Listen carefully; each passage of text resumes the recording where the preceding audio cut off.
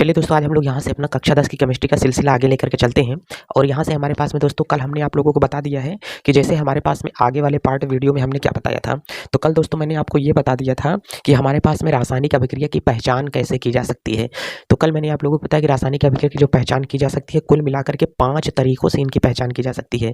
तो जो बच्चे वीडियो नहीं देखे हैं जा करके वो वीडियो देख लें, और डिस्क्रिप्शन में भी मैं उसका लिंक डाल देता हूँ। जो पहला वीडियो है उसको जा करके आप लोग शुरू से क्या करो, देख लो। ठीक है, अब चलते हैं दोस्तों आगे से कि हमारे पास में रासायनिक समीकरण क्या होता है। इसको हम लोग बढ़िया अच्छे तरीके से देख करके चलते हैं कि रासायनिक समीकरण एक्चुअली में क्या होता है या किसे कहा जाता है। तो इसका मतलब हमने आपको ये बता दिया कि रासायनिक अभिक्रिया की पहचान मैंने आपको बता दिया है। ठीक, अब यहाँ से आज से हम लोगों की हेडिंग पढ़ रही है रासायनिक समीकरण। तो इसका मतलब एक्चुअली में हमारे पास में अगर कोई बोलेगा कि रासायनिक समीकरण हमारे पास में क्या होता है, ध्यान दे करके चलना बच्चों। इसका मतलब आज का जो हमारे पास में टॉपिक है, यहाँ से ये उठने वाला है कि क्या होगा, रासायनिक समीकरण की बात कर रहे हैं।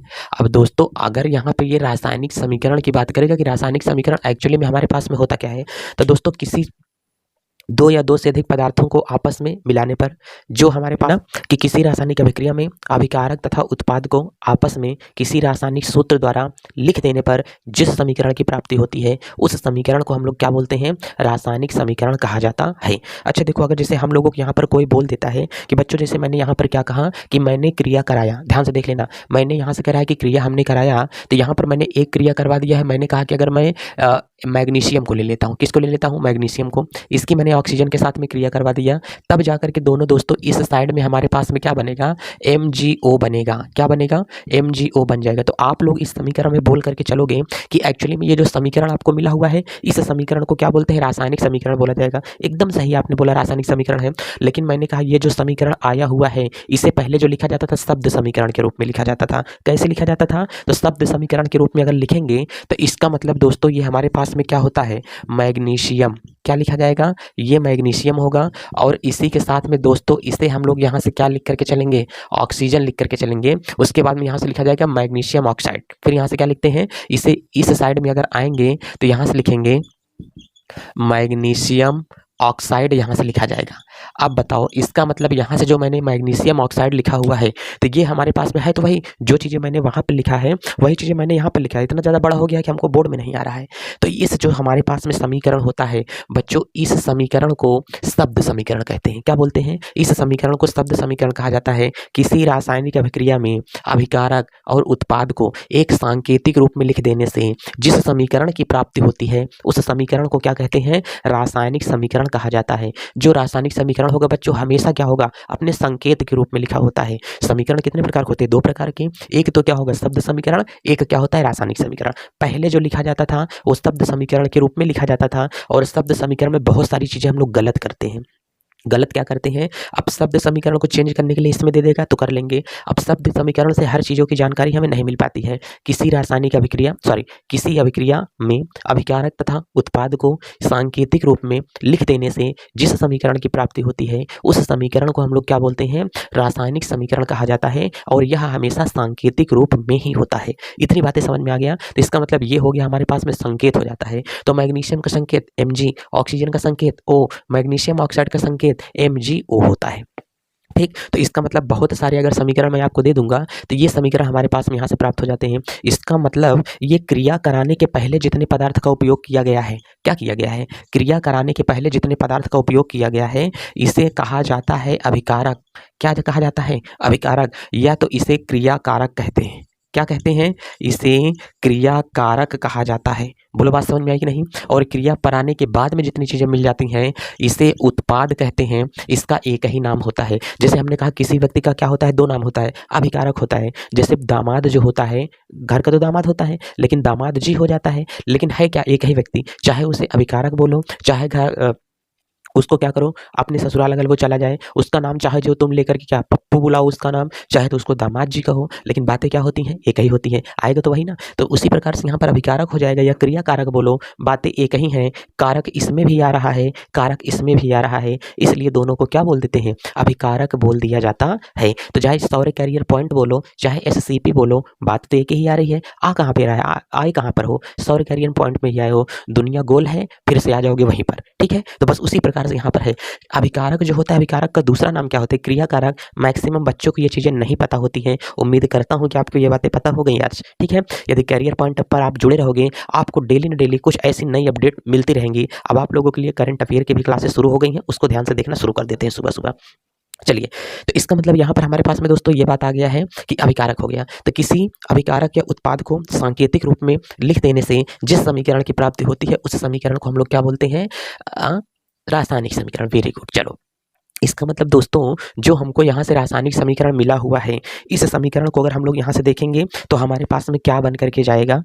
ध्यान से देखना। अगर दूसरा वाला मैं यहीं पर कहता हूँ कि हमारे पास में मेथेन है, मेथेन की क्रिया मैंने अगर ऑक्सीजन से करवा दिया तो जा करके इधर क्या बनना शुरू हो जाएगा? तो इसका मतलब क्या होगा? मेथेन की क्रिया अगर मैंने ऑक्सीजन से करवा दिया, अब ये बेचारा जा करके इधर क्रिया करेगा तो बना लेगा कार्बन डाइऑक्साइड। क्या बनाया? Carbon dioxide. और यहीं से जो बनाएगा 2H2O बना लेता है। भाई बात तो एकदम सही कह रहे हो। इसका मतलब अगर मेथेन की क्रिया ऑक्सीजन से हो जाएगी तब जाकर के दोस्तों हमेशा क्या बना लेता है? जल बनाएगा और कार्बन डाइऑक्साइड गैस यहाँ से रिलीज हो जाती है, ये निकलती है। चलो, इसका मतलब सर बहुत कठिन है। क्या कठिन है भाई साहब? ये कठिन ये है कि हमको ये सूत्र बनाना आता नहीं है। अच्छा, नहीं आता, समीकरण बनाना नहीं आता, इसको बच्चों हम सिखा देते हैं आपको समीकरण बनाया कैसे जाता है। अच्छा सर, अगर इतना सिखा देंगे आप ना तो बहुत ज़्यादा हम लोग बेहतर कर सकते हैं कक्षा 10 में। दोस्तों इसी के लिए मैं आया हुआ हूँ ताकि आप बेहतर कर लो। एक बार आपको हमने पढ़ा दिया है, फिर से मैं सीरीज स्टार्ट कर रहा हूँ। जहां कहीं भी कसर रह गई हो उसे तुम क्या करो? कंप्लीट कर लो। बात समझ में आ रहा है ना? अगर तुम अच्छे तरीके से पढ़ने के लिए तैयार हो तो हम तुम्हें पढ़ाने के लिए तैयार हैं। तब तक साथ नहीं छोड़ेंगे जब तक तुम तोड़ नहीं लोगे रिजल्ट को अपने। ठीक, तो दोस्तों इसको ध्यान से देखते हैं। अच्छा सर, इसी के साथ और कुछ रिएक्शन बता देते तो मजा आ जाता सर। तो देखो तो बच्चों, अब रिएक्शन हम लोग देख लेते हैं। अब यहीं से अगर तीसरा वाला मैं आप लोगों को बता दूंगा तो तीसरा हमारे पास में क्या होगा दोस्तों? जैसे मैंने एक यहाँ से ले लिया सोडियम का हाइड्रोक्साइड ले लिया। अब दोस्तों यहीं से मैंने ले लिया ZnSO4 ले लिया। क्या ले लिया? ZnSO4 ले लिया। सर अगर इसका हम लोग इधर से रिएक्शन करते हैं ना तो यहाँ पर कह रहा है कि ये प्लस होगा, ये माइनस होगा, ये प्लस होगा, ये माइनस होता है। सर बिल्कुल सही कह रहे हैं सर आप। इसका मतलब ये वाला प्लस जिंक लेके चला जाएगा ऑक्साइड को। इसका मतलब यहाँ से बनाएगा ZnOH का क्या होगा? होल ट्वाइस बना लेगा। फिर उसके बाद में यहाँ से बना लेगा, क्या बनाएगा? Na2CO3 बना लेगा। सर बहुत दिक्कत में आ गए हैं, ध्यान से देखना। यहाँ से क्या बनेगा? Na2CO3 बना लेगा। साहब फिर से गड़बड़ी आ गई। अरे बाबू क्या गड़बड़ी आ गई? सर इधर तो NaOH है, हाँ सही है। इधर सर क्या हो गया? Na2CO3 आ गया। सर इधर सोडियम 2 आ गया है, इधर कितना है? 1 है। सर यही चीज़ नहीं कर पाते हैं सर। तो बच्चों यही हमको सीख करके चलना है कि रिएक्शन में ये क्या होगा, रिएक्शन को कैसे सॉल्व करें। ठीक है, रिएक्शन बहुत विधिवत तरीके से, एक भी रिएक्शन आपका फंसेगा नहीं। इस रिएक्शन को इतना दमदार तरीके से हम लोग कर करके चलते हैं। लेकिन पहले सभी एक एक वीडियो को अच्छे तरीके से हमको देखना पड़ेगा, समझना पड़ेगा। मैं जिन चीज़ों को आपको बता रहा हूँ उसको कॉन्सेप्ट को दिमाग में डालना पड़ेगा। ठीक है, बढ़िया तरीके से परफॉर्म करना है। सभी लेक्चर को अटेम्प्ट करो। बहुत छोटे छोटे लेक्चर बता रहा हूँ। क्या रासायनिक समीकरण दोस्तों समझ में आया? अभिकारक और उत्पाद को सांकेतिक रूप में लिख दिया जाए, जो समीकरण बन जाता है उसे रासायनिक समीकरण कहते हैं। तो आइए दोस्तों ये सिलसिला हम लोग लिख करके चलते हैं और इसको देखते हैं कि ये सूत्र कैसे बनता है। अब दोस्तों जो हम लोग अपनी हेडिंग लगा करके चलते हैं वो पहले हम लोग सूत्र बनाना सीख करके चलते हैं कि सूत्र कैसे बनाया जाता है। फिर हम लोग बिना देरी किए हुए सारी चीज़ें यहाँ से देख करके चलते हैं एक एक चीज़ों को। ठीक है, चलिए सूत्र कैसे बनाए दोस्तों, इसको पहले हम लोग यहाँ से देख करके चलते हैं। चलो अब यहाँ से हम लोग की हेडिंग चेंज हो रही है दोस्तों कि सूत्र कैसे बनाएं। चलो अगर बात आती है सूत्र कैसे बनाएं तो इसको पहले हम लोग देख करके यहाँ से चलेंगे। सूत्र कैसे बनाएं, सूत्र कैसे बनाएं। बच्चों अब ध्यान से देख करके चलना। सूत्र कैसे बनाएं इसको तुम छोड़ो, पहले मैं तुमको जितनी चीज़ें सिखा रहा हूँ उतनी चीज़ें अगर तुम सीख लेते हो तो बहुत बढ़िया परफॉर्म करने लगोगे सूत्र बनाने के मामले में। जी हाँ दोस्तों, बहुत अच्छे तरीके से आप लोग सूत्र बनाओगे। चलिए दोस्तों, कुछ मैं आप लोगों को आंकड़े दे रहा हूँ, इस आंकड़े को अपने दिमाग में अच्छा खासा बैठा लेना, तब जा करके कोई सूत्र बनेगा। कैसे बना सूत्र? सर हमको पहले सूत्र के अंदर की चीज़ें जितनी हैं समझा दीजिए। दोस्तों अगर आपके सामने कभी भी Na2CO3 लिखा हुआ है या तो दोस्तों आप लोगों के सामने कभी भी जैसे HCl अगर लिखा हुआ दे देगा, हाँ साहब दे देता है लिखा हुआ। जब HCl दिया है दोस्तों, एक इसमें प्लस होता है, एक क्या होता है? माइनस होता है। अगर आपसे कोई पूछे ये क्या लिखा हुआ है तो आप बोलोगे ये सूत्र लिखा हुआ है, यही बोलोगे ना। ये क्या लिखा हुआ है? सूत्र लिखा हुआ है। तो सर ये सूत्र लिखा हुआ है, सर सूत्र ही तो कहते हैं नहीं इसे, आपकी लैंग्वेज में इसे सूत्र कहते हैं, लेकिन ये किसी यौगिक का नाम लिखा हुआ है। ये क्या लिखा हुआ है? यौगिक का नाम लिखा हुआ है। भाई बात सही है। अच्छा देखो, घर में कभी-कभी होता है ना, जैसे कोई व्यक्ति होता है, कुछ भी ऐसा होता है तो ऐसा बता दिया जाता है। घर में जैसे हम लोगों के नाम संकेत, जैसे कोई टकला आदमी है, उसके सर में बाल नहीं है, तो घर में आता है तो उसको कैसे बता दिया जाता है? क्योंकि टकला आदमी घर में आ रहा है, या तो कोई लंगड़ा है, कोई लूला है, तो उसको मतलब थोड़ा सांकेतिक रूप में दे दिया जाता है ना कि हाँ, ये व्यक्ति आ रहा है, किसी का मुँह टेढ़ है, तो ऐसे करके बता दिया जाता है कि हाँ, इसका मुँह क्या है? टेढ़ा हुआ है। तो मतलब इस यौगिक का ये संकेत लिखा हुआ है। तो हमने कहा कि सर ये सूत्र है। हाँ सर ये सूत्र है, लेकिन ये किसी यौगिक का सूत्र लिखा हुआ है, ये किसी यौगिक का नाम बता रहा है हमको। अच्छा सर ऐसी बात होती है? बिल्कुल। तो कह रहा है कि सर इसके ऊपर आपने जो चिन्ह बताया, सर इसका मतलब क्या होता है चिन्ह का? तो हमने कहा चिन्ह का मतलब क्या होता है ये बताओ। अगर मैं लिख देता हूँ तुम्हारे मत्थे पर मैं लड़का हूँ, तुम जिधर सर घुमाओगे तुमको लोग क्या देखेंगे? कि मैं लड़का हूँ, मतलब तुम क्या हो? लड़का हो। अगर तुम्हारे सर पर स्टिकर लगा करके लिख देता हूँ नहीं मैं तो लड़की हूँ इसका मतलब अब क्या दर्शाएगा बताओ? तो इसका मतलब लिखेगा कि हाँ मैं क्या हूँ? लड़की हूँ। नहीं तो भाई इनके व्यवहार से ही पता चल जाता है कि ये क्या है? लड़की हैं। ठीक, बात करने के तरीके से, कॉकरोच अगर ऊपर गिर के ओए मैया ना, इतनी सारी चीज़ें बता दी जाती हैं। तो इसका मतलब ये क्या होगा? ये सारी चीज़ें बता दिया जाएगा इनको देख करके, लेकिन एक लड़के को देख करके नहीं बता पाएगा।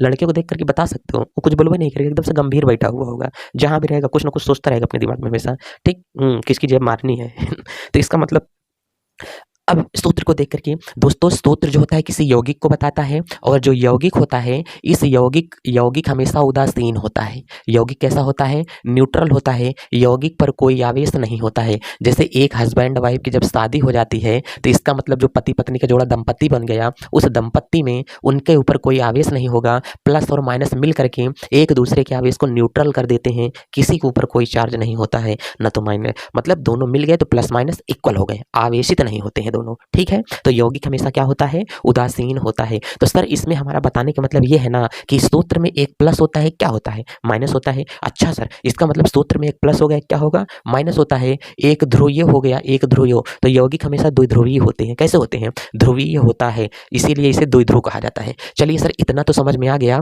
कि कोई स्तोत्र होगा तो हमेशा ये क्या होगा? प्लस और माइनस के चिन्ह में हमेशा होगा। चलिए सर ये सही है। अब यहाँ से इधर मैं दे देता हूँ, इधर मैं आप लोगों को जो तथ्य दे रहा हूँ, इधर धनात्मक वाला दे रहा हूँ। इधर मैं सब क्या दे रहा हूँ? धनात्मक, और यहीं से इधर धनात्मक होगा। तो दोस्तों कभी पहला अगर आप लोगों को यहाँ से मिल जाएगा ना, तो इसका मतलब जो पहला वाला हमारे पास में मिला है, एक मार्कर नहीं मिल रहा है, वो कहीं पर मैंने उसे दबा करके रख दिया है, लेकिन वो हमको मिल नहीं पा रहा है। सुबह हमें हालांकि दिखा था, चलो मिल गया है।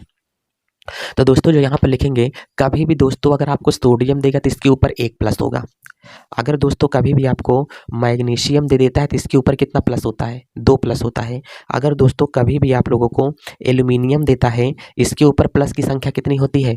3 होती है। चाहे तो ऐसा लिख दो, चाहे तो 2 के बाद में प्लस लिख देना, और चाहे तो यहाँ से 3 के बाद में क्या लिख देना? प्लस, कि ये 3 इलेक्ट्रॉन इसमें उपस्थित होते हैं।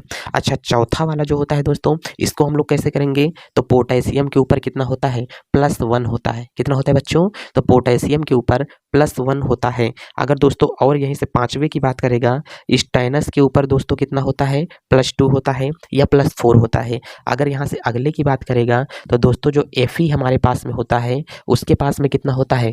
+2 होता है। ठीक, अगर दोस्तों कैल्शियम की बात करेगा तो इसके पास में कितना होता है? +2 होता है। ठीक, अगर कॉपर की बात करेगा तो इसके पास में कितना होता है? +2 होता है। ठीक, अगर दोस्तों Pb की बात करेगा तो इसके ऊपर कितना होता है? +2 इसके ऊपर भी होता है। Pb के ऊपर कितना होगा? +2 होता है।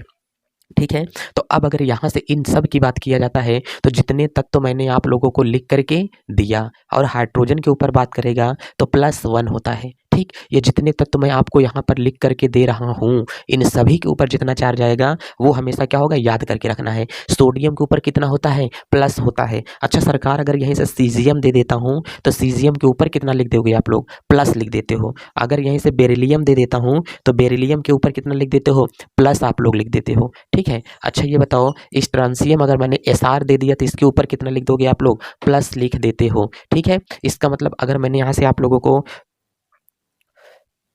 अगर यहाँ से एक मैंने फ्रेंसियम दे दिया आप लोगों को, तो इसके ऊपर कितना लिख देते हो, +1 आप लोग यहाँ से लिख दोगे। अब दोस्तों इस चीज़ को ध्यान से देख करके चलना। सोडियम मिला तो +1, मैग्नीशियम पे +2, एल्यूमिनियम पे +3, पोटेशियम पे +1, स्टेनस पे +2, फेरम पे कितना होता है, +2 होता है, कैल्शियम पे +2 होगा, कॉपर पे भी +2 होता है, लेड पे भी कितना होगा, +2 होगा, इसे लेड का प्लम्बम होता है। हाइड्रोजन पे भी प्लस होता है, सीजियम पे भी प्लस होता है, बेरिलियम पे +2 होता है, और इस पे कितना होगा, स्टेंसियम पे +2 होता है, और फ्रांसियम पे कितना हो जाता है हमारे पास में, +1 होता है। तो दोस्तों इधर धनात्मक वाला मैंने पूरा का पूरा लिख दिया, और इस साइड में मैं जो यहाँ से लिख करके चलने वाला हूँ पूरा का पूरा मैं यहाँ से ऋणात्मक लिख देता हूँ। अब इसे आप लोग बढ़िया से पहचान लेना कि ऋणात्मक वाला हमारे पास में क्या क्या जा सकता है। मैंने लड़कों का नाम लिख दिया है, ठीक है। एक के लड़कों के पास में +1 है, इसका मतलब इसके घर में 1 रुपया है। अगर ये Mg2 है तो एक के घर में +2 है। बात समझ में आया। एक के घर में 1 कार है, एक के घर में 2 कार है, एक के घर में 3 कार है, इसके घर में 1 कार है, इसके घर में 2 कार है, इसके घर में कितनी कार है, 2 कार है। अच्छा अब हमको बताओ, इधर मैं लड़कियों का नाम लिखने चल रहा हूँ। अच्छा लड़कियों का नाम लिखने चल रहे हैं सर, मतलब सरकार कहना क्या चाहते हैं? अरे भाई ऋणात्मक का नाम लिखेंगे। किसका नाम लिखने वाले हैं? ऋणात्मक का नाम लिखेंगे। अब क्लोरीन कौन आ रही है? क्लोरीन। इसका मतलब अगर यहाँ से क्लोरीन आएगा तो क्लोरीन के ऊपर कितना होता है, -1 होता है। और दूसरा यहीं से क्या हो गया, ब्रोमीन आ गया, तो ब्रोमीन के ऊपर कितना होता है, माइनस होता है। अगर मैंने आयोडीन लिख दिया तो कितना होता है, माइनस होता है। और फिर अगर मैंने यहाँ से फ्लोरीन लिख दिया तो कितना होता है, माइनस होता है, मतलब -1 आवेश आता है। चलिए अगर यहीं से 5वां वाला मैंने लिख दिया आप लोगों के लिए, ऑक्सीजन पे कितना होता है, -2 होता है सरकार। कितना होगा, -2 होता है। अच्छा चलो अगर यहीं से 6वां वाला लिख दिया है, नाइट्रोजन के ऊपर कितना होता है, -3 होता है। नाइट्रोजन पे कितना होता है, -3 नाइट्रोजन पे होता है। अच्छा अगर हमने कहा अगला वाला लिख देंगे तो कितना होगा, सल्फर के ऊपर भी सरकार -2 होता है। कितना होता है, सल्फर के ऊपर -2 होता है, इसलिए इसे सल्फाइड कहा जाता है। क्या कहते हैं, सल्फाइड कहा जाता है। चलो एक यहीं पर कह रहा है कि CO3 के ऊपर कितना होता है, -2 होता है, इसे कार्बोनेट बोलते हैं। क्या बोलते हैं, कार्बोनेट कहा जाता है। अच्छा यहीं से एक NO2 होगा और इसके ऊपर माइनस होता है, इसे नाइट्राइट कहते हैं। क्या बोलते हैं, नाइट्राइट कहा जाता है। और यहीं से दोस्तों एक NO क्या होगा, 3 होगा, इसे नाइट्रेट कहते हैं। क्या बोला जाता है, नाइट्रेट कहा जाता है। अच्छा लड़के वाले में एक पक्ष हमें और याद आ रहा है, इसे यहाँ पर क्या कहते हैं, Ag कहते हैं, प्लस सिल्वर होगा। थोड़ा देखिए माइक चल रहा है कि नहीं चल रहा है, कहीं कभी कभी बंद हो जाता है तो बहुत परेशानियां हो जाती हैं वीडियो बनाने में। चलिए तो इसका मतलब चल ही रहा है सभी चीज़ें। अब हम लोग यहाँ से आगे देख करके चलते हैं कि क्या होगा। चलिए सब दिख तो रहा है दोस्तों। अब यहीं से अगर होगा तो इसका मतलब Ag यहाँ से लिखा। अब नाइट्राइट अगर यहाँ से हो जाएगा और नाइट्रेट होगा, NO2 होगा तो नाइट्राइट होगा, NO3 होगा तो नाइट्रेट होता है। चलो इसका मतलब ये हमारे पास में बात आ गई है। अगर C2O4 पर -2 आयन दे दिया, ऑक्जिलेट बोलते हैं। क्या बोलते हैं, ऑक्जिलेट कहा जाएगा। क्या बोलते हैं, ऑक्जिलेट कहा जाता है। चलो दोस्तों एक ये भी हमारे पास में हो गया। अगर अगले वाले की हम लोग बात करके चलते हैं तो जितनी थी लगभग संभवतः इतने में हम लोग फार्मूला बना लेते हैं। एक हमारे पास में होता है SO4 पर क्या होगा, -2 आयन होता है। क्या होता है, SO4 पर -2 आयन होता है। और एक हमारे पास में क्या होगा, PO4 पर -3 आयन होता है। कितना होगा, PO4 पर कितना होता है, -3 आयन होता है। इतनी चीज़ों को आप लोग याद करके दिमाग में बसा लो, बाकी सूत्र बनाने की गारंटी मैं लेता हूँ। इस बात को कभी आप लोग भूल सोचना भी मत, ठीक है। चलो अब इसका मतलब यहाँ से हमारे पास में क्या होगा, इसकी शादी होगी। अब ये लड़का पक्ष है, ये लड़की पक्ष है, दोनों की क्या करवा देते हैं, शादियाँ करवा देते हैं। ये हमारे पास में वर है और ये हमारे पास में कन्या है। अब वर कहता है कन्या को बुलाया जाए। चलिए अब पंडित जी बीच में, पंडित जी का रोल मैं निभा देता हूँ, ठीक है। तो हमने कहा कि चलो अब दोनों लोगों की क्या कराते हैं, शादी। ये हमारे पास में वर है और ये हमारे पास में कन्या है। अब दोनों लोगों का आपस में क्या कराते हैं, मिलन कराते हैं। चलिए पहले शादी तो हो जाए। तो भाई साहब अब यहाँ से क्या कराना पड़ेगा, शादियाँ करानी पड़ेगी दोनों की। तो एक धनात्मक होगा, एक ऋणात्मक होगा। इसको ध्यान दे लेना, कितने लड़कों के पास में कार है और कितनी कार है। तो सोडियम भैया के पास में कितनी कार, 1। कैल्शियम के पास में कितनी कार, 2। क्लोरीन के पास में कितनी कार चाहिए, कितना इसको। अच्छा ये कार देगा तो ये शादी करेगी। हम लोगों के टाइम पर दहेज चलता है, इनके टाइम पर कार चल रही है। अच्छा मम्मी लोगों से पूछना, मम्मी लोगों के टाइम पर या नानी लोगों के टाइम पर जो शादियाँ हुआ करती थी ना, वो गाय वगैरह दे करके कर लेते थे, ठीक है। खेत वगैरह दे करके, हालांकि अभी भी खेत वाला रिवाज है, जमीन का रिवाज तो अभी भी है, लेकिन तब गाय भैंस दे दिया करते थे। किसकी कितनी ज़्यादा गाय है तुमको पता नहीं होगा, गाय के लिए लड़ाई हुआ करती थी, युद्ध हुआ करता था। ऐसे थोड़ी है गौ माता की जय हो। तो इसका मतलब अब दोनों पक्षों का हम लोग नाम लिखेंगे। अब नामकरण करने के लिए कुछ समीकरण होगा। चलिए स्क्रीनशॉट आप लोगों ने ले लिया होगा। इतनी चीज़ों को यकीन मानो, यदि आप कर लेते हो तो आज फार्मूला दिमाग में धांस दूंगा मैं आपके, इस बात की मैं गारंटी लेता हूँ। ठीक है, ये वीडियो में दूसरा तीसरा क्लिप बहुत छोटी छोटी मैं बनाऊंगा, लेकिन सारे वीडियो पूरे कॉन्सेप्चुअल होंगे, आपके दिमाग में पूरा घुस जाएगा। चलिए दोस्तों, अब देरी न करते हुए एक एक चीज़ों को हम लोग बढ़िया से देख करके चलते हैं कि सूत्र कैसे बनाएं। ठीक है दोस्तों, क्या होगा, सूत्र कैसे बनाएं। हालांकि हमें दिखता बहुत कम है, सूत्र कैसे बनाएं, क्योंकि मोबाइल दूर रखा हुआ है, आजकल कैमरा खराब हो गया है। ठीक, चलिए सूत्र कैसे बनाएं। अच्छा देखो, एक शॉर्ट वीडियो देखे होंगे मैंने तो देखा है, पता नहीं आपने देखा कि नहीं देखा। कहीं पर एक लड़के लड़की की शादी होती रहती है, जयमाल होता रहता है लड़की उसकी जयमाल डाल करके पैर छू लेती है, तो लड़का भी उसका जयमाल डाल करके पैर छू लेता है। उसी को मैंने देखा तो मैंने फार्मूला बनाया। अब ध्यान से देख करके चलना। सोडियम की शादी हो रही है, ठीक है, तो सोडियम कहते हैं कि जैसे हमारे पास में मैंने आप लोगों को बता दिया कि एक क्या होगा, सोडियम। अब सोडियम कैसा पक्ष है, लड़का, और सोडियम के ऊपर 1 होता है, जो मैंने अभी चार्ट बनाया उसको आप लोग देखो। अब हमने कहा कि यहीं पर क्या होती है, क्लोरीन होती है, और क्लोरीन के ऊपर कितना है, -1 है। अब सोडियम को पता चला कि क्लोरीन आ गई है, तो क्लोरीन बचपन का इसका प्यार है, ये बचपन का प्यार मेरा भूल नहीं जाना ना, ऐसा क्या है, कोई गाना है। तो इसका मतलब ये कहती है, यदि तुम हमें एक कार देने के लिए तैयार हो, तब हम तुम्हारे वाम हस्त में आने के लिए तैयार हैं। तो सोडियम कहता है हाँ, हमारे पास में एक कार है, हम वो कार अपनी तुमको दे देंगे। कहते हैं कार दे दोगे, बात सही है। तो कहती है क्लोरीन, सोडियम कहता है कि तुम कितना कमाते हो क्लोरीन से, तो क्लोरीन कही हम 1 रुपया कमाते हैं। और क्लोरीन भी पूछी भाई सोडियम से तुम कितना कमाते हो, कहते हैं कि हम भी 1 रुपया कमाते हैं। कहें चलो फिर आओ दोनों लोग शादी कर लेते हैं, 1 रुपये ये कमाई, 1 रुपये ये कमाई। अब ये क्लोरीन शादी के पहले कुछ वचन ले लेती है। अब वचन दोनों का ये ले लेगी, कहेगी कि ऐसा है, ये बताओ क्या हम लोगों की शादी हो जाएगी, तो शादी के बाद में तुम जितना पैसा कमाओगे, क्या तुम वो पूरा पैसा मेरे चरणों में डालने के लिए तैयार हो। यदि पूरा पैसा मेरे चरणों में डालने के लिए तैयार हो, तो हम तुम्हारे वाम हस्त में आने के लिए तैयार हैं। तो भाई सोडियम किसी की शादी होती है तो 7 का 7 वचन एक लोग नहीं उठाते हैं, 4 एक लोग निभाते हैं, 3 एक लोग निभाते हैं, तब जाकर के वचन कितना होता है, 7 वचन होता है। अब सोडियम वचन दे दिया कि हाँ, हम अपनी पूरी कमाई तुम्हारे चरणों में डालने के लिए तैयार हैं। तो क्लोरीन भी कहती है यदि तुम ऐसा करोगे तो हम अपनी आन मान जान की परवाह बिना किए हुए, यदि तुम कभी समस्या में फंसोगे तो मेरे पास जितना रुपया होगा पूरा पैसा हम तुम्हारे चरणों में डालने के लिए तैयार हैं। कहते हैं बस ऐसी ही बहू हमको चाहिए, बहू कहें ऐसी ही पत्नी हमको चाहिए, जिसको पा करके मेरा जीवन धन्य हो जाए, पूरी ज़िंदगी एकदम से संवर जाए। तो इसका मतलब अब यहाँ पे क्या होगा, अब ये 1 रुपया उठा करके सोडियम के कदमों में डाल देती है A1। अब ये 1 रुपया उठा करके क्लोरीन के कदमों में डाल देती है 1। अब दोनों के नीचे लगेगी 1, कहते हैं हट पगली रुलाएगी क्या तो इसका मतलब 1 1 यहाँ पे लगाएगा, तो दोनों 1 से 1 कट गया। तो कभी 1 से 1 कटने के बाद में ये लिखी नहीं जाती हैं चीज़ें गिनती समझ में आया। तो दोनों का हमारे पास में क्या हुआ, n हुआ। अच्छा सर, इतनी कहानी आपने बताया, थोड़ा सा सारांश बता दो। हमने कहा इसके ऊपर जो चिन्ह होगा वो इसके नीचे आ जाएगा, इसके ऊपर जो चिन्ह होगा वो इसके नीचे आ जाएगा, बस खत्म, और कुछ नहीं है। चलिए ठीक है, जब इसको यहाँ से बनाया, हमने कहा एक और बना दो सर, तो यहाँ से Zn+2 है, वेरी गुड। हमने कहा एक और बनाओ सरकार, क्लोरीन पे -1 है, कहे दोनों को क्या करना है, जोड़ देना है। और जब दोनों को जोड़ना है तो बताओ नया सूत्र क्या मिलेगा, इसका वाला आवेश इसके नीचे ला करके रख दो। बात समझ में आया। जब इसका आवेश इसके नीचे आ जाएगा तो हमने कहा कि Zn1, और इसका आवेश उठा करके इसके पैर पे पटक दो, Cl2। अब 1 लिखना अच्छा लगता है क्या, 1 कहीं नहीं लिखा जाता है, डायरेक्ट फार्मूला हमारे पास में क्या मिला, ZnCl2। अरे वाह भाई वाह, आ गया ना। अब यहीं पे एक और हम लोग ले लेते हैं, Cu के ऊपर क्या होगा, +2, और यहीं से NO के ऊपर क्या होता है, -1। चार्ट आप लोग देखो, मुझे तो याद है। अब हमने कहा ये पूरी की पूरी कमाई इसके चरणों में डाल दी है, तो जा करके क्या होगा, Cu1, जो कि लिखा नहीं जाता। अच्छा ये बताओ, इधर से जो 2 रुपया जाएगा ये, और इधर आएगा तो ऑक्सीजन के पास में आ जाएगा, और इसको दे देगा तो नाइट्रोजन के पास में आ जाएगा। हमने कहा दोनों को बंद करो एक ब्रैकेट में, अब 2 फेंको इसके बाहर में जाकर के गिरे, NO2 का होल ट्वाइस। तो यहाँ से फार्मूला क्या बना, CuNO2 का क्या होगा, होल ट्वाइस बनेगा। कॉपर नाइट्राइट होता है, ये क्या बना फार्मूला, कॉपर नाइट्राइट कहलाता है। अच्छा इसे हम लोग क्या बोलते हैं, कॉपर बोलते हैं सर। इसे क्या बोलते हैं सर, नाइट्राइट कहलाता है। क्या कहलाएगा, नाइट्राइट कहलाता है। इसका मतलब दोनों को मिलाया तो क्या कहलाए सरकार,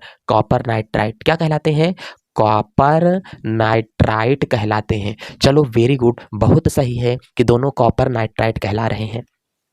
एक बार बच्चों मैं इसको पूरा सीक्वेंस से जितने फार्मूले होते हैं सबको मैं लिखने के लिए चल रहा हूँ। इसको आप लोग अच्छे तरीके से देखना पहले कि हमारे पास में क्या बनने वाला है। तो कहें सर आप लिख रहे हैं लेकिन हम देखेंगे कैसे, तो आप लोग देखते बनो, देखो ध्यान से। अगर पहला फार्मूला दोस्तों मैं यहाँ से लिख करके चलूँगा तो पहला हमारे पास में क्या होगा, हाइड्रोजन और क्या होगा, क्लोरीन। इसके ऊपर होगा +1, इसके ऊपर होगा -1। और जब दोनों को यहीं से मिलाएंगे ना तो यहाँ से ये वाला इसके नीचे आएगा, ये वाला इसके नीचे आएगा, ये नीचे आया तो यहाँ से क्या हुआ H1, और ये नीचे आएगा तो यहाँ से क्या होगा Cl1 होता है। और 1 दोस्तों लिखा नहीं जाएगा तो इसको हम लोग यहाँ से क्या करते हैं, मिटा देते हैं। तो नया फार्मूला हमारे पास में बना HCl। क्या बन गया, HCl फार्मूला बना।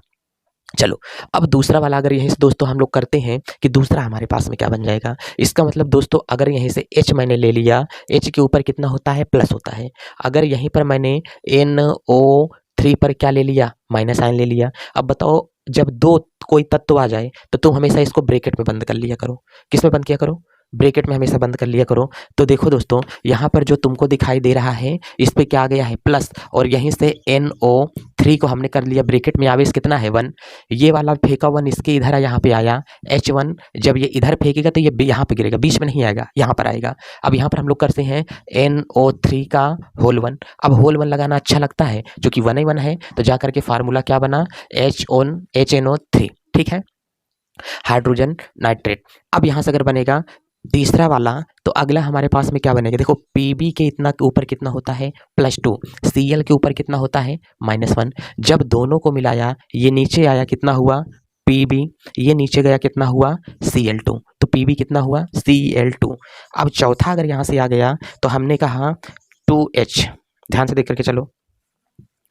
H के ऊपर कितना होता है प्लस, SO4 के ऊपर कितना होता है -2। जब दोनों को मिलाएंगे 2 यहाँ पर नीचे आया बच्चों H2, और यहाँ पर ये इधर जाएगा, ब्रैकेट मिला तो दोनों को बंद कर लेंगे। अब बताओ H2 आ गया, अब ब्रैकेट के बाहर क्या होगा SO4, और 1 लगाना अच्छा लगता नहीं है। अब यहीं से दोस्तों अगर क्या करेंगे, पांचवा वाला लिख के चलेंगे तो पांचवा वाला हमारे पास में क्या होगा, Zn, और उसके बाद में लिखेंगे SO4। इसके पास में है +2, इसके पास में है -2। जब दोनों आवेशों पर चिन्ह समान हो जाए तो ऐसे काट दिया करो, और काट के दोनों को लिख दिया करो। Zn क्या होगा, SO4 ऐसे ही लिख दिया जाएगा। बोलो क्या बात समझ में आ रही है, बस यही होगा दोस्तों। अच्छा अब बनाओ यहाँ से, अगर मैंने कहा Na होता है और यहीं से OH होता है, इसके ऊपर +1, इसके ऊपर -1, तो सरकार दोनों को मिलाएंगे +1 -1, दोनों आपस में कैंसिल हो जाएंगे। तो यहाँ पर फार्मूला क्या बनेगा, NaOH यहाँ पर फार्मूला बनेगा 6 फार्मूला। 7वें फार्मूले की बात करेंगे दोस्तों तो क्या बनेगा, जैसे कह रहा है कि अब यहाँ से अगर अगला वाला फार्मूला ले लिया जाता है, अगर मैंने ले लिया K और यहीं से एक हमारे पास में आएगा NO2, इस पर होता है +1, इस पर होता है -1, चिन्ह समान तो दोनों कट जाएंगे आपस में। तो यहीं से क्या होता है, KNO3 यहाँ से बन जाता है। क्या बनेगा, KNO3। अच्छा 8वां वाला यहाँ से लेते हैं, Mg के ऊपर कितना होता है +2, ऑक्सीजन के ऊपर होता है -2, दोनों आपस में कैंसिल हो गए। तो यहाँ से बताओ बच्चों कितना बना, MgO यहाँ से बन करके जा रहा है। अच्छा 9वां वाला ले लेते हैं सर, तो क्या बनेगा, 9वें वाले को Al ले लिया, इसके ऊपर होता है +3, और यहीं से मैंने दोस्तों आप लोगों को दे दिया, तो यहाँ से कितना होगा, L क्लोरीन लेता हूँ, इस पर होता है -1। अब ये उठा के पटक दिया नीचे, कितना हुआ Al, और ये उठा के पटक दिया नीचे Cl3, ये बन गया हमारे पास में। ठीक, अब अगला अगर यहीं पर हम लोग ले लेंगे 10वां वाला, N ले लेते हैं और यहाँ पर H ले लेते हैं। N के ऊपर होता है -3, इसके ऊपर होगा +1, तो इसका मतलब यहाँ से हमारे पास में कितना बनेगा, NH3, ये उठा के फेंक दिया कहाँ पर, इसके नीचे, NH3 अमोनिया बन गया। 11वां नंबर अगर हम लोग यहाँ से लेकर के चलते हैं तो वो हमारे पास में क्या बनेगा, इसको हम लोग बढ़िया अच्छा खासा देख करके चलेंगे। इसका मतलब Na और यहीं से CO3, इस पर -2, इस पर +1 होता है, ये 2 कहाँ पे आएगा नीचे, तो जा करके दोस्तों बनेगा क्या, Na2, और CO यहीं से क्या बन जाएगा, 3 बन जाता है। दोस्तों इतने जितने फार्मूले आपको मैं बता रहा हूँ, ये सारे फार्मूले बहुत विधिवत ढंग से मैंने सिखाया आप लोगों को। वीडियो को पीछे करो, जा करके देखो, फार्मूला आप बनाना आज सीख लिए हो, इस बात की मैं गारंटी दे रहा हूँ। यदि 2 बार वीडियो को अच्छा खासा देख लेते हो तो पूरा फार्मूला दिमाग में बैठ जाता है। एक अच्छे से सीखो कि एक को मैंने क्या किया, जो मैंने एग्जाम्पल आपको दिया, ठीक। उसके बाद में इसका सर वाला इसके पैर पे, इसका सर वाला इसके पैर पे, इसने अपनी टोपी उतारा, ध्यान देखो, इसने अपनी टोपी उतारा, इसके चरण में डाल दिया, एक आ गया। इसने अपनी टोपी उतारा, इसके चरण में डाल दिया, एक हो गया। ठीक है, जैसे यहाँ पर H2 है, 2 को डाला तो कितना हुआ H2, और 1 वाला ऊपर ला के रखा था, SO4 हो गया, और 1 कहीं पर लिखा नहीं जाता है। तो दोस्तों यही है, इसको मैं यहाँ से हटा देता हूँ और आप लोग यहाँ पर वीडियो को स्टॉप करके सभी चीज़ों को बढ़िया तरीके से लिख लो, ताकि अब हम आगे देखते हैं कि और हमारे पास में क्या बनने वाले हैं। ठीक है, आज इस चैप्टर को हम लोग बहुत किनारे लगा करके छोड़ देते हैं और एक दिन में आप लोगों का एक चैप्टर खत्म हो, खूब घसा-घस एकदम रिवीजन मारो, एक पैसे की आपको दिक्कत और समस्या नहीं होती है। चलिए अब हम लोग इसको स्टॉप करके आगे चलते हैं। सूत्र कैसे बनाएं, ये समीकरण प्रॉब्लम दूर हो गई। अब समीकरण कैसे लिखें, किसी समीकरण को कैसे बनाएं, एक का हम लोग यहाँ से देख करके चलते हैं। चलो ध्यान से देखो, तो इसका मतलब अब आगे वाली बात अगर यहाँ से आएगी तो इसको अब हमारे बात में यहाँ पर आने वाली है। ध्यान से देख करके चलना। चलो अब रासायनिक समीकरण को बनाना, ध्यान से देखना, रासायनिक समीकरण को बनाना या रासायनिक समीकरण लिखने की विधि। तो हेडिंग जल्दी से सटासट आप लोग लगा लो, रासायनिक समीकरण लिखने की विधि। दोस्तों ये नया वीडियो हम लोगों का है और इसमें हम लोग देख के चलते हैं रासायनिक समीकरण लिखने की विधि। और एक बात आप लोग जान लो, मैं वीडियो का छोटा छोटा पार्ट अपलोड करूंगा, जो वीडियो जहाँ पे खत्म हो जाती है उसी के आगे अगले पार्ट में आपको वीडियो स्टार्ट मिल जाएगी। ठीक है, तो वीडियो ज़्यादा लंबी नहीं दूंगा आपको। चलिए दोस्तों, अब यहाँ से हमको कह रहा है कि अगले वाले की अगर यहाँ से बात की जाएगी तो कह रहा है कि रासायनिक समीकरण लिखने की विधि। ध्यान से देख करके चलना। तो दोस्तों यहाँ से हमारे पास में क्या चल रहा है, रासायनिक, और उसके बाद में यहाँ पे क्या होगा, समीकरण, और फिर यहाँ से क्या होगा, लिखने की विधि। अब ध्यान से देखो दोस्तों, अगर रासायनिक समीकरण लिखने की विधि आएगा तो इस रासायनिक समीकरण को लिखा कैसे जाएगा, एक का पहले हम लोग अच्छा खासा देख के चलते हैं। तो दोस्तों रासायनिक समीकरण को लिखने के लिए सबसे पहले आपको एक बात का ध्यान ये रखना पड़ेगा कि जैसे हमारे पास में क्या होती हैं, कुछ अधातुएं होती हैं, रासायनिक समीकरण को सदैव कभी भी परमाणु के रूप में लिखा जाता है। ठीक है, या तो जो हमारे पास में क्या होते हैं, रासायनिक समीकरण होते हैं, उन्हें हमेशा क्या किया जाता है, आणविक रूप में लिखा जाता है, चूंकि परमाणविक अवस्था में रासायनिक समीकरण को नहीं लिखा जाएगा। अब ध्यान से देखना, इसका मतलब जैसे परमाणविक रूप में कभी नहीं लिखेंगे, जैसे यहाँ पर क्या होगा, हाइड्रोजन कभी अकेले नहीं करेंगे, सही रूप इसका क्या होगा, H2 होगा। ठीक, मतलब ये इसकी परमाणविक अवस्था है, ये इसकी आणविक अवस्था है। अभिक्रिया में परमाणु नहीं भाग लेगा, यहाँ पर कह रहा है कि अणु अभिक्रिया में भाग लेते हैं।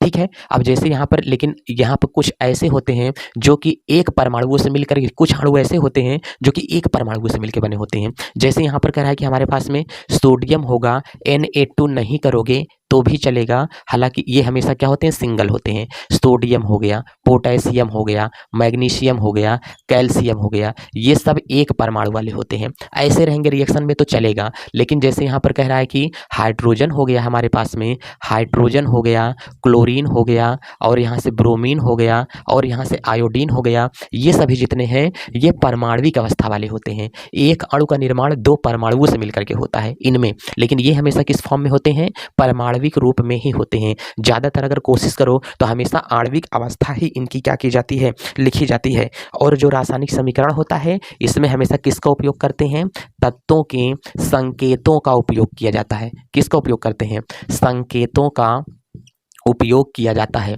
अगर इतनी चीज़ें हम लोगों को पता है तो हम लोग रासायनिक समीकरण को एकदम आसानी से क्या कर सकते हैं, लिख सकते हैं। बाकी इसमें कोई दिक्कत आने वाली नहीं है। अब रासायनिक समीकरण को लिखने की विधि आ गया। अब कह रहा है कि जैसे हमारे रासायनिक समीकरण में अभिकारक होता है, ध्यान देख लेना, रासायनिक समीकरण में क्या होता है, अभिकारक होता है। अब चौथा नियम यही से हम लोग ये देख करके चलते हैं, अगर कोई रासायनिक समीकरण लिखना है तो हमको पता है कि हमारे पास में क्या होता है, अभिकारक को मिलाते हैं तो इससे जा करके क्या बनता है, उत्पाद बनता है। अभिकारक को मिलाते हैं तो क्या बनता है, उत्पाद बनता है। इस बात को पहले दिमाग में बैठाओ मेरे, अभिकारक को मिलाते हैं तो उत्पाद बनता है। भाई बात सही है। अब जैसे कह रहा है कि अगर किसी अभिक्रिया में अभिकारक को लिखना है R और उत्पाद को लिखना है P के द्वारा, तो ये इसका क्या हो जाएगा, सांकेतिक रूप हो जाएगा। लेकिन अभिकारक एक, 2 या 2 से अधिक है और ज़्यादा होते हैं, तो अभिकारकों की संख्या 2 या 2 से अधिक ज़्यादा होती है तो प्रत्येक अभिकारक के बीच में प्लस का चिन्ह लगाते हैं। प्लस का चिन्ह का मतलब क्या होगा सर, तो तो हमने कहा सरकार जैसे यहाँ से R1 हो गया प्लस पानी हो गया प्लस यहीं से क्या हो गई चीनी हो गई और प्लस यहीं से क्या हो गया तेल हो गया। तो अगर अभिकारक 2 या 2 से अधिक हैं तो इसके बीच में हमेशा प्लस चिन्ह का उपयोग किया जाता है। उत्पाद भी अगर 1 से अधिक बनता है तो इसके बीच में हमेशा क्या लगता है प्लस का चिन्ह लगता है। किसका चिन्ह लगेगा प्लस का चिन्ह इसके बीच में हमेशा लगता है। बोलो क्या ये बात आपको स्वीकार है। यदि तुम इतना करने के लिए तैयार हो तो हम तुम्हें पढ़ाने के लिए भी तैयार हैं। दोस्तों शादी ब्याह में बैठ गए हैं ना तो सीख लिए हैं हम भी। ठीक चलो अब इसका अगर यहाँ से करवाया जाएगा तो कह रहा है किसी रासायनिक अभिक्रिया में किसी को भी लिखो तो हमेशा आणविक रूप में होनी चाहिए। कुछ परमाणु ऐसे होते हैं कुछ अणु ऐसे होते हैं जिनमें एक परमाणु होता है तो एकल अवस्था में लिखा जा सकता है। जैसे जिंक भी होता है क्या होता है जैसे यहाँ पे जिंक भी होता है तो यहाँ पर जिंक को मैंने लिख दिया। अब कह रहा है कि सदैव इसमें संकेतों का उपयोग किया जाता है। हिंदी समीकरण नहीं लिखते हैं शब्द समीकरण नहीं लिखा जाता है। अब कह रहे हैं कि यदि अभिकारक से उत्पाद बना रहे हो 2 या 2 से अधिक अभिकारक मिल जाते हैं तो सदैव इसके बीच में प्लस चिन्ह लगा दिया जाता है। उत्पाद भी 2 या 2 से अधिक बन जा रहा है तो इसके बीच में हमेशा क्या करते हैं उत्पाद लगा दिया जाता है। चलो अगर इतना तुमने सीख लिया है तब अब हम लोग ये चीज़ें क्या करते हैं बना देते हैं। अच्छा एक चीज़ और है अभिकारक से अगर तुमको उत्पाद बनाना है ध्यान से देखो क्या करना है। अगर पांचवा वाला अभिकारक से तुमको क्या बनाना है उत्पाद बनाना है तो यही कह रहा है कि अभिकारक से उत्पाद बनाओगे तो अभिकारक से एक तीर खींचते जाओगे जिसका मुंह किधर होगा उत्पाद की ओर होगा। इसके बीच में हमेशा एक चिन्ह लगता है क्या लगेगा चिन्ह लगेगा। इस चिन्ह को कहते हैं क्रिया। अभिकारक हो रहा है अणु उत्क्रमणी और उत्क्रमणी मतलब इधर से इसको बना दिया किंतु इधर से ये नहीं आ सकती है। जो अभिक्रिया 2 दिशाओं में चलेगी जैसे भौतिक अभिक्रिया होती है लेकिन मैंने पहले वीडियो बताया ना कि भौतिक अभिक्रिया ज्यादातर अभिकारक से उत्पाद उत्पाद से भी अभिकारक बन सकती है। ठीक लेकिन कह रहा है कि कुछ रासायनिक अभिक्रियाएं ऐसी होती हैं जो कि 2 दिशाओं में भी चलती हैं तो क्या वो भौतिक अभिक्रिया हो गई नहीं ऐसा नहीं होगा। याद करने की दृष्टि से वो सही है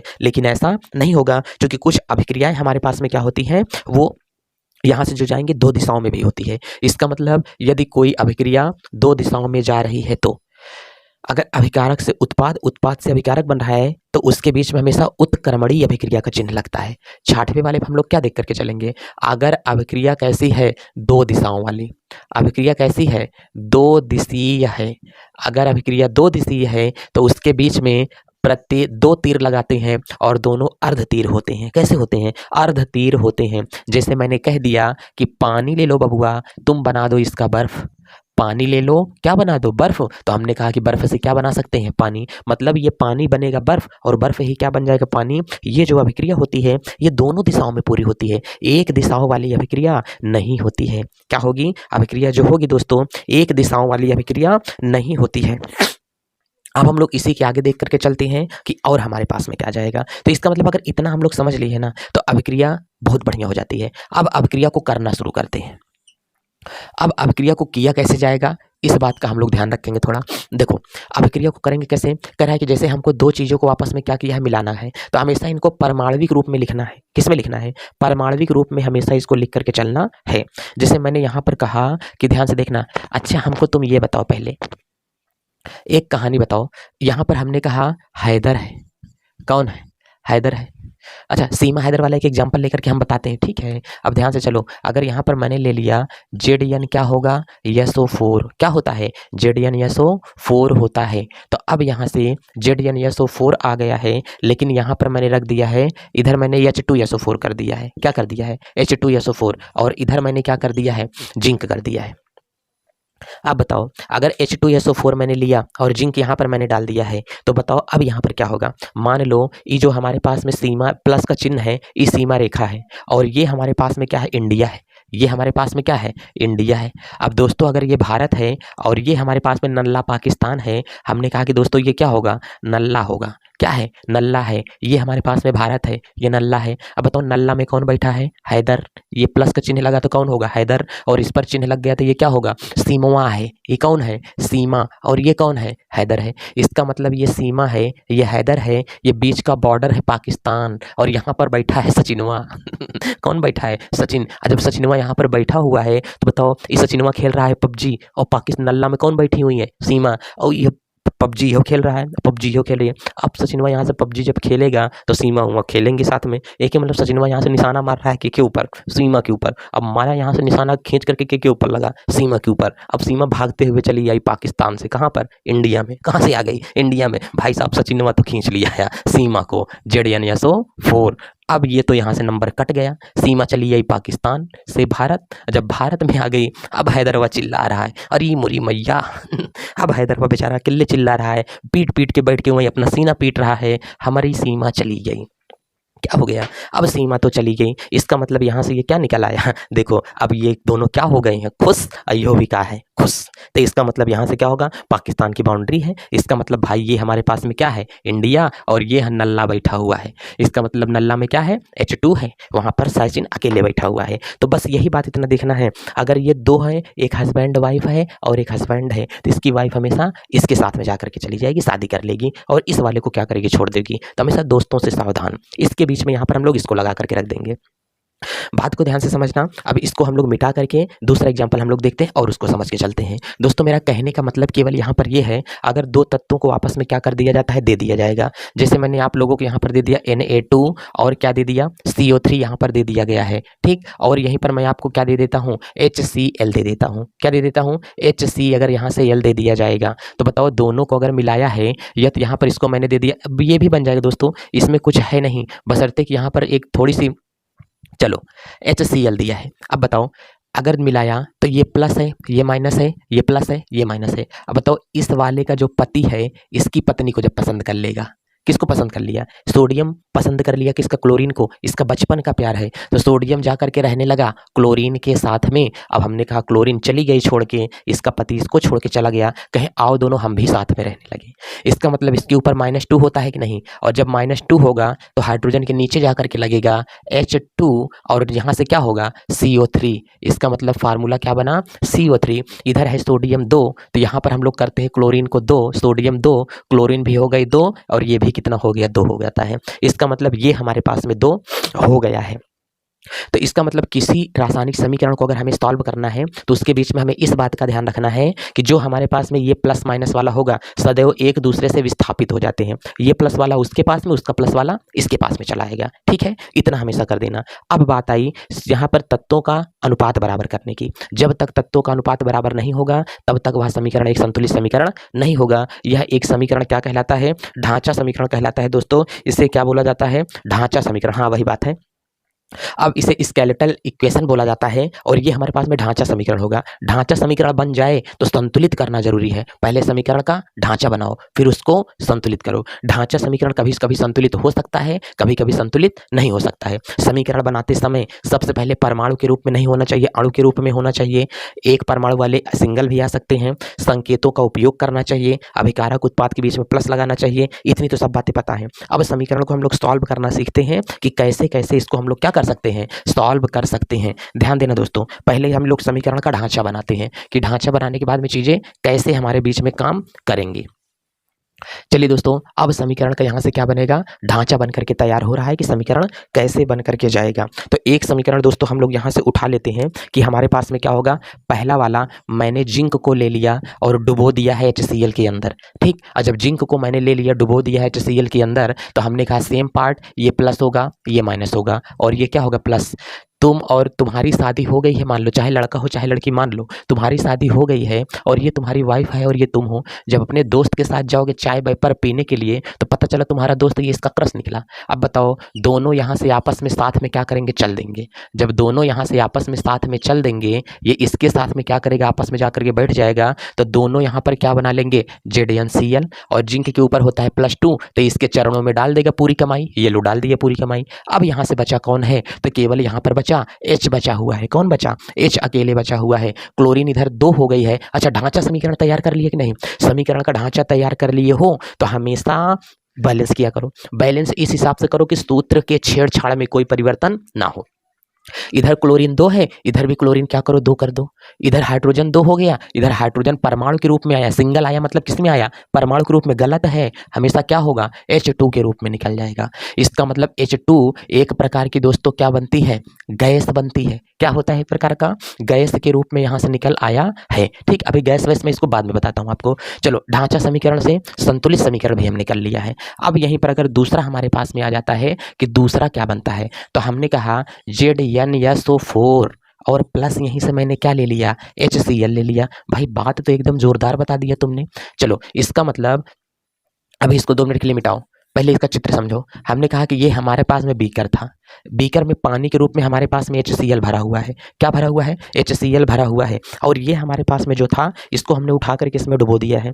जब इसको हमने उठा करके इसमें डुबो दिया दोस्तों, तो बताओ ये जो छोटा छोटा टुकड़ा हमारे पास में थे, इसको इसमें ला करके हमने डुबो दिया, तो इसमें से गैस निकल रही है। क्या निकल रही है, गैस निकल रही है। जो इसमें से बहुत सारी गैसें निकल रही हैं, ये है हाइड्रोजन गैस। और नीचे जो बना है ZnCl2 बना, नीचे क्या बना, ZnCl2। और गैस के रूप में क्या निकल गया, H2 गैस यहाँ से निकल रही है। क्या इतनी बात आपको समझ में आ गई है। ढांचा समीकरण सीख लेते हैं आज, पहले समीकरण का ढांचा बनाना। चलो, इसका मतलब ZnSO4 होगा और प्लस यहाँ से क्या होगा, HCl। ये बताओ, ये प्लस होगा, ये माइनस, ये प्लस होगा, ये माइनस। अब हमें ये संतुलित करके आप बताओ, ये प्लस वाला चला जाएगा, ये वाला इसकी पत्नी के साथ चला जाएगा, तो इसका मतलब क्या हो जाएगा, ZnCl।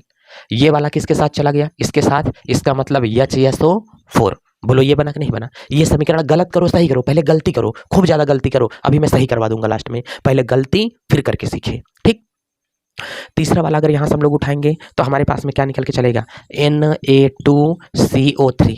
और अगला हम लोग यहीं पर ले लेते हैं कि हमारे पास में क्या होगा, CuSO4 होता है, CuSO4। ये प्लस है, ये माइनस, ये प्लस है, ये माइनस। ये सोडियम कार्बोनेट से उब गया, तलाक दे दिया, किसके साथ में जाकर के रहने लगा, SO4 के साथ में। तो Na यहाँ पर क्या लगा है 2, SO क्या हो गया 4। अब इसके साथ में यहाँ पर क्या बन गया, Cu चला जाएगा किसके साथ रहने के लिए, SO3 के साथ। Cu चला गया किसके साथ में, CO3 के साथ में रहने लगा, तो ये CO3 के साथ में रहने लगा। ये जो प्राप्त समीकरण है कैसा समीकरण होता है, ढांचा समीकरण कहलाता है। क्या होता है, ढांचा समीकरण कहलाता है। यदि आपको ये ढांचा समीकरण समझ में आ गया है, आज की क्लास बस इतनी ही दोस्तों। अब इसके आगे नेक्स्ट वीडियो में आपको पार्ट मिलेगा। इसी के साथ सब लोग वीडियो को ज़्यादा से ज़्यादा शेयर करो। मैं हूँ 2 महीने के सीरीज में एकदम धुआंधार से 3-4 बार रिवीजन होगा, चिंता नहीं करना। लेकिन पहली बार का क्लास दमदार है, बहुत बढ़िया से सभी चीज़ों को क्या करो, देख करके चलो। इसी के साथ चलते हैं। गिरना भी अच्छा है, औकात का पता चलता है। जी हाँ, गिरना भी अच्छा है, औकात का पता चलता है। बढ़ते हैं हाथ जब उठाने को तो अपनों का पता चलता है।